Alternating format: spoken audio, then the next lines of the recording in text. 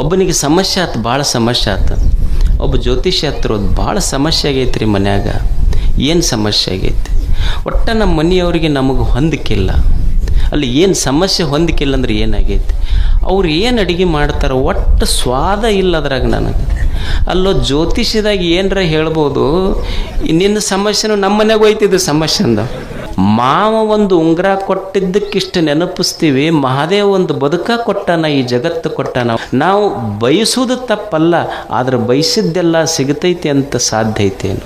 ಯಾವುದು ನಿನಗೊಂದು ದಿವಸ ಬೆಡ್ರೂಮ್ ಆಗಿತ್ತಲ್ಲ, ಒಂದು ದಿವಸ ಅದೇ ನಿನ್ನ ಡೆಡ್ ರೂಮು ಆಗ್ತೈತಿ. ಅದೇ ರೂಮ್ನಾಗ ಹಾಕ್ತಾರೆ ನಿನಗೆ.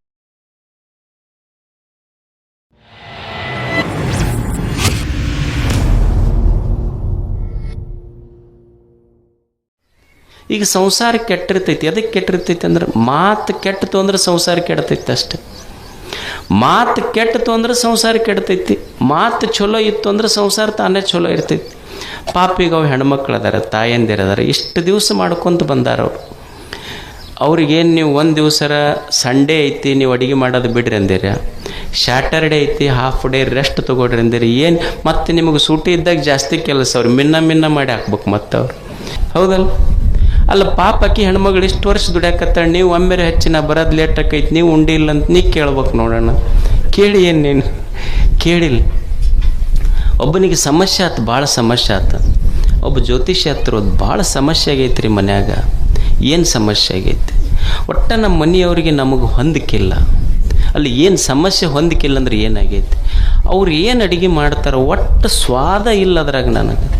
ಅಲ್ಲೋ ಜ್ಯೋತಿಷ್ಯದಾಗ ಏನರ ಹೇಳ್ಬೋದು, ನಿನ್ನ ಸಮಸ್ಯೆನೂ ನಮ್ಮ ಮನೆಗೆ ಹೋಯ್ತಿದ್ದು ಸಮಸ್ಯೆ ಅಂದ. ಸೇಮ್ ಪ್ರಾಬ್ಲಮ್ ಅಲ್ಲಿ ನಮ್ಮ ಮನೆಯಾಗೂ ಹಿಂಗಾಯ್ತು. ಇದಕ್ಕೆ ಜ್ಯೋತಿಷ್ಯದಾಗ ಏನು ಹೇಳಕ್ಕೆ ಬರೋದಿಲ್ಲ ಅಂದ್ರೆ ಅವ್ರ ಅಲ್ರಿ ಮತ್ತೆ ಏನು ಹೇಳ್ಬೇಕು ಇದಕ್ಕೆ? ಒಟ್ಟು ಅವ್ರು ಏನು ಸ್ವಾದನ ಇರೋದಿಲ್ಲ ಅದ್ರಾಗ. ಏನು ಮಾಡ್ಬೇಕು ತಮ್ಮ? ಇದಕ್ಕೇನೂ ಇಲ್ಲ. ಜ್ಯೋತಿಷ್ಯದಾಗಂತೂ ಇದು ಕೂತ್ರಿಲ್ಲ.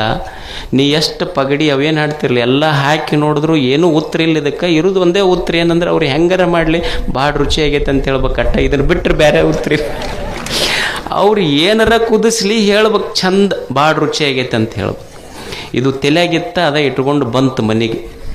ಅವ್ರು ಅವತ್ತು ಹೋಳಿಗೆ ನೀಡಿದ್ರು ಇದಕ್ಕೆ. ಉಂಡವನ ಒಂದು ತುತ್ತು ಉಂಡಂದ, ಇಂಥ ರುಚಿ ಹೋಳಿಗೆ ಎಂದೂ ಉಂಡಿಲ್ಲ ಅಂದ. ಕೊಟ್ಲು ಏಟೊಂದು 20 ವರ್ಷ ಮಾಡಿ ಹಾಕಿ ನೀವು ಒಮ್ಮೆ ರುಚಿ ಅಂದಿಲ್ಲ. ಇವತ್ತು ಮಗ್ಗಲ ಮನೆಯಕ್ಕೆ ಹೋಳಿಗೆ ಮಾಡಿ ಕೊಟ್ಟಿದ್ದಕ್ಕೆ ಎಷ್ಟು ರುಚಿ ಆತ? ಇಷ್ಟು ದಿವಸ ಮಾಡಿ ಹಾಕಿ ನಿನಗೆ ಒಂದು ದಿವಸರ ರುಚಿ ಅಂದಿಲ್ಲ ನೀನು. ಮಗ್ಗಲು ಒಂದು ದಿವಸ ಮಗ್ಗಲ ಮನೆಯಕ್ಕೆ ಹಾಕಿದ್ದಕ್ಕೆ ಎಷ್ಟು ರುಚಿ ಆತ ನಿನಗೆ? ಅಲ್ಲ ಸುಮ್ಮನೆ ಅನ್ಕೊಂತ ಹೋಗಿದ್ರೆ ಕಪಾಳ ಬಾಯದ ಉಳಿತಿತ್ತು. ನಾ ಮಾತು ಸಂಸಾರ ಕಟ್ಟತಾವ, ಮಾತು ಸಂಸಾರ ಕೆಡಿಸ್ತಾವ. ಮಾತೆಂಬುದು ಜ್ಯೋತಿರ್ಲಿಂಗ, ಅದು ಕಲ್ಲಿನ ಲಿಂಗ ಅಲ್ಲ, ಬೆಳಕಿನ ಲಿಂಗ ಅದು ಅಷ್ಟೆ. ಇದು ಜೀವನ. ಈ ಜಗತ್ತೇನಿದೆ ದೇವ ಕೊಟ್ಟಾನ ಅಂತ ಪ್ರೀತಿಸಷ್ಟೇ. ಈಗ ನೀವೊಂದು ಮದುವೆಗೆ ಒಂದು ಮಾವ ಒಂದು ಉಂಗುರ ಹಾಕಿರ್ತಾನೆ, ಏನು ಎಲ್ಲರಿಗೂ ಬಲಗೈಯಾಗ ಹಾಕ್ಕೊಂಡು 4 ಬಟ್ಟು ತೋರಿಸ್ತಿರೋದಿಲ್ಲ, ಇದ ಮುಂದೆ ಮಾಡ್ತಿರ್ತಾನೆ ನಮಸ್ಕಾರ ಮಾಡುವಾಗ ಹೇಳುವಾಗ. ನನ್ನ ಕರೆದೆ ಅವ್ರು ಯಾರೂ ಕರೆದಿಲ್ಲ ಆದರೂ ಅಂದ್ರೆ ಒಬ್ಬ ಮಾವ ಸುಮ್ಮನೆ ಒಂದು ಉಂಗುರ ಕೊಟ್ಟಿದ್ದಕ್ಕೆ ಮಾವಿಗೆ ಅಷ್ಟು ಸಲ ನೆನಪಿಸ್ತೀವಿ. ಮಾವ ಒಂದು ಉಂಗುರ ಕೊಟ್ಟಿದ್ದಕ್ಕಿಷ್ಟು ನೆನಪಿಸ್ತೀವಿ. ಮಹಾದೇವ ಒಂದು ಬದುಕ ಕೊಟ್ಟಾನ, ಈ ಜಗತ್ತು ಕೊಟ್ಟಾನ, ಅವನನ್ನು ಎಷ್ಟು ನೆನಪಿಸ್ಬೇಕು. ಈ ಸುಂದರವಾದ ಜೀವನ ಜಗತ್ತು ಇದು ಸಂಪತ್ತಿದು ಅಷ್ಟೇ ಅಂತ ತಿಳ್ಕೊಂಡು ಬದುಕೋದು. ದುಃಖ ಯಾಕಾತ ಮನುಷ್ಯಾಗಂದ್ರೆ ಏನೋ ಬಯಸ್ತೀವಿ ನಾವು, ಅದಕ್ಕೆ ದುಃಖ ಆಗ್ತೈತಿ. ಮತ್ತು ನೀವು ಅನ್ಬೋದು, ಮತ್ತು ಬಯಸಲಿಲ್ಲ ಅಂದ್ರೆ ಜೀವನ ನಡೀತೈತೆ ಏನ್ರಿ ಗುರುಗಳ? ಬಯಸಿದ್ರೆ ದುಃಖ ಐತೆ ಅಂತ ನೀವು ಅಂತೀರಲ್ಲ, ಬಯಸದೇ ಇದ್ದರೆ ಜೀವನ ನಡೀತೈತೇನು? ಈಗ ಒಬ್ಬ ವಿದ್ಯಾರ್ಥಿ ಅದಾನ, ಓದ್ತಾನೆ ನಾವು ಪಾಪ ಕಷ್ಟಪಟ್ಟು ಫಸ್ಟ್ ರ್ಯಾಂಕ್ ಬರಬೇಕು ಅಂತ ಬಯಸಬಾರ್ದೇನು? ಒಬ್ಬ ಯುವಕ ಅದಾನ, ವ್ಯಾಪಾರ ಮಾಡ್ತಾನೆ, ನಾನು ಲಾಭ ತೆಗಿಬೇಕು ಅಂತ ಬಯಸಬಾರ್ದೇನು? ಒಬ್ಬ ಓದು ಹುಡುಗದ ನಾನು IAS ಮಾಡಬೇಕು, UPSC ಕೋಚಿಂಗ್ ತೊಗೊಂಡು ಪಾಸ್ ಆಗಬೇಕು ಅಂತಾನೆ. ಅಲ್ಲ ಬಯಸೋದು ತಪ್ಪೈತೇನು? ಬಯಸೋದು ತಪ್ಪಲ್ಲ. ಯಾಕೆ ಬಯಸಬಾರ್ದು ಅಂದರು ಅಂದ್ರೆ ಬಯಸಿದ್ದು ತಪ್ಪಲ್ಲ, ನಾನು ಬಯಸಿದ್ದೆಲ್ಲ ಈಡೇರ್ತೈತೆ ಅನ್ನೋದು ತಪ್ಪು ಈ ಜಗತ್ತಿನೊಳಗೆ. ಅದರಿಂದ ದುಃಖ ಆಗೈತಿ. ಬಯಸೋದು ತಪ್ಪಲ್ಲ, ಬಯಸಿದ್ದೆಲ್ಲ ಈಡೇರ್ಬೇಕಂತೀವಲ್ಲ ಅದು ತಪ್ಪು. ಈ ಜಗತ್ತಿನೊಳಗೆ ನಾವೇನು ಬಯಸೀವಿ ಬಯಸಿದ್ದು ಸಿಕ್ಕಿಲ್ಲ, ಬಯಸಿದಷ್ಟು ಸಿಕ್ಕಿಲ್ಲ, ಬಯಸಿದವರು ಸಿಕ್ಕಿಲ್ಲ, ಸಿಕ್ಕವ್ರು ನಾ ಬಯಸ್ದಂಗಿಲ್ಲ. ಇದು ಜಗತ್ತಿನ ವಿಪರ್ಯಾಸ. ಇದು ಬಯಸಿದ್ದು ಸಿಕ್ಕಿಲ್ಲ, ಬಯಸಿದಷ್ಟು ಸಿಕ್ಕಿಲ್ಲ, ಬಯಸಿದವರು ಸಿಕ್ಕಿಲ್ಲ, ಸಿಕ್ಕವ್ರು ನಾ ಬಯಸ್ದಂಗಿಲ್ಲ. ಇದು ವಿಪರ್ಯಾಸ.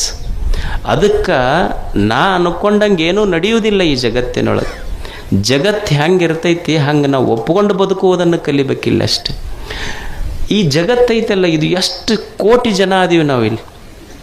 ಇಷ್ಟು ಕೋಟಿ ಜನ ನಾ ಅನ್ಕೊಂಡಂಗೆ, ನಾ ಅಂದಾಗ ಮಳೆ ಬರ್ಬೇಕು, ನಾ ಅಂದಾಗ ಮಳೆ ಹೋಗ್ಬೇಕು. ಈಗ ನಾ ಅಂತೀನಿ ನಮ್ಮ ಜಾತಿಯವ್ರ ಹೊಲದ ಮೇಲೆ ಅಷ್ಟೇ ಮಳೆ ಆಗ್ಬೇಕಂತ ನಾ ಅಂದೆ ಅಂದ್ರೆ ಅದು ಮೋಡ್ ಅಂತೈತಿ. ನಿಮಗೂ ತಲೆ ಕೆಟ್ಟೈತಿ ಅಂದ್ರೆ ನಮಗೇನ್ರ ತಲೆ ಕೆಟ್ಟೈತೇನ ಅಂತೈತದು. ನಾವು ಅನ್ಕೊಂಡಂಗೆ ಗಾಳಿ ಬೀಸಬೇಕು, ನಾವು ಅನ್ಕೊಂಡಂಗೆ ಹೊಳಿ ಹರಿಬೇಕು, ನಾವು ಅನ್ಕೊಂಡಂಗೆ ಬೆಳೆ ಬರ್ಬೇಕು. ಇದು ಯಾವುದು ನಡೆಯೋದಿಲ್ಲ ಇಲ್ಲಿ. ಈಗ ಒಂದು ಗಿಡ ಐತಿ, ಈ ಗಿಡದಾಗಿನ ಒಂದು ಸಣ್ಣ ಎಲೆ ನಾ ಅಳಿಗಾಡ್ದಾಗ ಗಿಡ ಅಳಿಗಾಡ್ಬೇಕು, ನಾ ಸುಮ್ಮನಿದ್ದಾಗ ಗಿಡ ಸುಮ್ಮನೆ ಇರ್ಬೇಕಂದ್ರೆ ನಡೀತೈತೇನು? ನಡೆಯುವುದಿಲ್ಲ. ಗಿಡ ಅಳಿಗಾಡ್ದಾಗ ಎಲೆ ಅಳಿಗಾಡಬೇಕು, ಗಿಡ ಸುಮ್ಮನಿದ್ದಾಗ ಎಲೆ ಸುಮ್ಮನೆ ಇರ್ಬೇಕಾಗ್ತೈತಿ. ಹಂಗೆ ಈ ಜಗತ್ತನ್ನೋದೊಂದು ದೇವನ ವೃಕ್ಷ. ಆ ವೃಕ್ಷದಲ್ಲಿ ನಾನೊಂದು ಬರೀ ಎಲೆ. ಅದು ದೇವ ಯಾವಾಗ ಆರ್ಡರ್ ಮಾಡ್ತಾನೆ ಅವಾಗ ನಾ ಅಳಿಗಾಡಬೇಕು, ಸುಮ್ಮನೆ ಇರುವಂದಾಗ ಸುಮ್ಮನೆ ಇರಬೇಕು, ತಿಳ್ಕೊಂಡಿರಬೇಕು. ಈ ಅನಂತ ವೃಕ್ಷದ ಒಂದು ಸಣ್ಣ ಎಲೆ ಅಷ್ಟೇ ನಾನು ವೃಕ್ಷವಲ್ಲ ಅನ್ನುವ ಸತ್ಯದ ಜ್ಞಾನ ಮನುಷ್ಯನಿಗಿರಬೇಕಷ್ಟೆ. ಅದಕ್ಕೆ ನಾ ಅನ್ಕೊಂಡಂಗೆ ಏನೂ ಆಗೋದಿಲ್ಲ. ನಾವು ಬಯಸೋದು ತಪ್ಪಲ್ಲ, ಆದರೆ ಬಯಸಿದ್ದೆಲ್ಲ ಸಿಗತೈತಿ ಅಂತ ಸಾಧ್ಯ ಐತೇನು? ಈಗ ತಂದೆ ತಾಯಿ ಇರ್ತಾರೆ, ಅವ್ರಿಗೊಂದು ಅಪೇಕ್ಷೆ ಇರ್ತೈತಿ, ನನ್ನ ಮಕ್ಕಳು ಮುಂದೆ ಭಾಳ ದುಡ್ದು ಹಾಕ್ತಾರೆ ನನಗಂತ. ಈಗ ಸಣ್ಣ ಹುಡುಗರು ಇರ್ತಾವೆ ನೋಡ್ರಿ, ಸಣ್ಣ ಹುಡುಗರಿದ್ದಾಗ ಅವು ಅಂಬೆಗಾಲು ಇಟ್ಕೊಂಡು ಅಪ್ಪನ ಎದೆ ಮ್ಯಾಲ ಹಿಂಗೆ ಅಂಬೆಗಾಲು ಇಟ್ಕೊಂಡು ಬರ್ತಿರ್ತಾರೆ. ಅಪ್ಪ ವಿಡಿಯೋ ಮಾಡ್ತಿರ್ತಾನೆ. ವಿಡಿಯೋ ಮಾಡಿ ಅವ್ರ ಫ್ರೆಂಡ್ಸ್ಗೆಲ್ಲ ವ್ಯಾಟ್ಸಪ್ನಾಗ ಹಾಕ್ತಾನೆ, ನಮ್ಮ ಚಿನ್ನನ ವಿಡಿಯೋ ನೋಡ್ರಿ ಅಂತ. ಮುಂದೆ ದೊಡ್ಡವಾಗಿ ಆಸ್ತಿ ಬರೆದು ಕೊಡ್ತಿಲ್ಲ ಅಂತ ಎದಿ ಮೇಲೆ ಕಾಲು ಕೊಡ್ತಾನೆ. ಮತ್ತು ಅವಾಗೂ ವಿಡಿಯೋ ಮಾಡಿ ನಮ್ಮ ಚಿನ್ನನ ವಿಡಿಯೋ ಅಂತ ಹಾಕ್ಬೇಕು ನೋಡಿ. ಹೋಗಿ ಪೊಲೀಸ್ ಸ್ಟೇಷನ್ಗೆ ಯಾಕೆ ಕಂಪ್ಲೇಂಟ್ ಕೊಡ್ತೀಯಪ್ಪ? ಅವಾಗ ಚಿನ್ನನ ವಿಡಿಯೋ ವೈರಲ್ ಮಾಡಿ ಅವಾಗ ವಿಡಿಯೋ ಮಾಡೋದ್ರಲ್ಲಿ ಕಂಪ್ಲೇಂಟ್ ಕೊಡ್ತಾನೆ. ಇವು ಮಕ್ಕಳಲ್ರಿ ಒಲೆ ನೆಕ್ಕಳಿವು ಅಂತ. ಅಂದ್ರೆ ನಾ ಬಯಸ್ದಂಗೆ ನಡೆಯೋದಿಲ್ಲ ಇಲ್ಲೆಲ್ಲ. ಈಗ ಹತ್ತಿರ್ತಾಳೆ, ಸೊಸಿ ಬಂದು ಕೂಡಲೇ ಬಿಸೇದು ಮಾಡಿ ಹಾಕ್ತಾಳಂತ ಆಕಿಗೆ ಅಪೇಕ್ಷೆ ಇರ್ತೈತಿ. ಹಂಗೆ ನಡೀತೈತೇನೆ ಎಲ್ಲರ ಮನ್ಯಾಗ ಹೇಳ್ರಿ ನೀವು. ಆಕಿ ಹೊಸದಾಗಿ ಮದುವೆ ಆದ ಕೂಡಲೇ ಸೊಸಿ ಬಂದ್ಲು, ನಿನಗೆ ಇಡ್ಲಿ ಮಾಡಕ್ಕೆ ಇಡ್ಲಿ ಬರ್ತಾನಂತ ಬರ್ತೈತಿ, ದೋಸೆ ಬರ್ತೈತಿ, ಹೋಳಿಗೆ ಬರ್ತೈತಿ, ರೊಟ್ಟಿ ಪಲ್ಯ ಬರ್ತೈತಿ. ಅವಾಗ ಹತ್ತಂದ್ಲಿ ಇದೆಲ್ಲ ಬರ್ತೈತೆ ನಿನಗೆ? ಇದು ಎಲ್ಲ ಬರ್ತೈತಿ, ಹೋಟೆಲ್ನಾಗ ಆರ್ಡ್ರ್ ಕೊಟ್ಟು ಇದಕ್ಕಿಂತ ಜಾಸ್ತಿನೇ ಬರ್ತೈತೆ ಅಂದ್ರೆ ಅಪೇಕ್ಷೆ ಐತಿ, ಆದರೆ ಈಡೇರ್ತಾವನ್ನೆಲ್ಲರೂ. ಅದಕ್ಕೆ ಗೊತ್ತಿರಬೇಕು, ಬಯಸಬಾರ್ದಂತಲ್ಲ, ಬಯಸಿದ್ದೆಲ್ಲ ಸಿಗುವುದಿಲ್ಲ. ಮತ್ತು ಸಿಕ್ಕಿದ್ದೆಲ್ಲ ಸದಾ ಸುಖ ಕೊಡ್ತೈತಂತೂ ಇಲ್ಲ ಈ ಜಗತ್ತಿನಲ್ಲಿ. ಇದು ತಿಳ್ಕೊಂಡಿರ್ಬೇಕು ಮನುಷ್ಯ.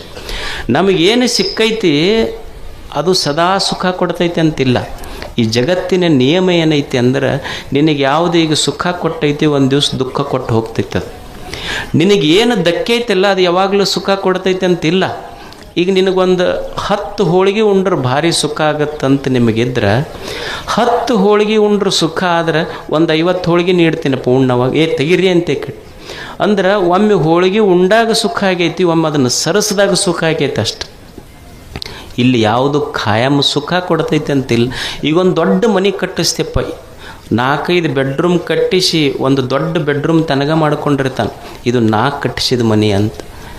ಆಶ್ಚರ್ಯ ಏನು ಅಂದ್ರೆ, ನೀ ಇಷ್ಟು ಕಷ್ಟಪಟ್ಟು ಮನೆ ಕಟ್ಟಿಸಿ ಇದು ಖಾಯಂ ನಂದ ಇರ್ತೈತೆ ಅಂತ ಇಲ್ಲ. ಇಲ್ಲಿ ಯಾವುದು ನಿನಗೊಂದು ದಿವಸ ಬೆಡ್ರೂಮ್ ಆಗಿತ್ತಲ್ಲ, ಒಂದು ದಿವಸ ಅದೇ ನಿನ್ನ ಡೆಡ್ ರೂಮು ಆಗ್ತೈತೆ, ಅದೇ ರೂಮ್ನಾಗ ಹಾಕ್ತಾರೆ ನಿನಗಷ್ಟೇ. ಯಾವುದು ಉಳಿಯುವುದಿಲ್ಲ ಈ ಜಗತ್ತಿನಲ್ಲಿ. ಅದಕ್ಕೆ ತಿಳ್ಕೊಂಡಿರಬೇಕು, ನನಗೆ ಇಲ್ಲಿ ನಾ ಬಯಸಿದ್ದು ಸಿಗೋದಿಲ್ಲ, ಸಿಕ್ಕಿದ್ದು ಖಾಯಂ ಸುಖ ಕೊಡೋದಿಲ್ಲ. ಅದಕ್ಕೆ ದೇವರು ಏನು ನನ್ನ ಪಾತ್ರೆಯೊಳಗೆ ಹಾಕ್ಯಾನ ಅದನ್ನು ಉಂಡು ಸಂತೋಷವಾಗಿರೋದಷ್ಟೆ.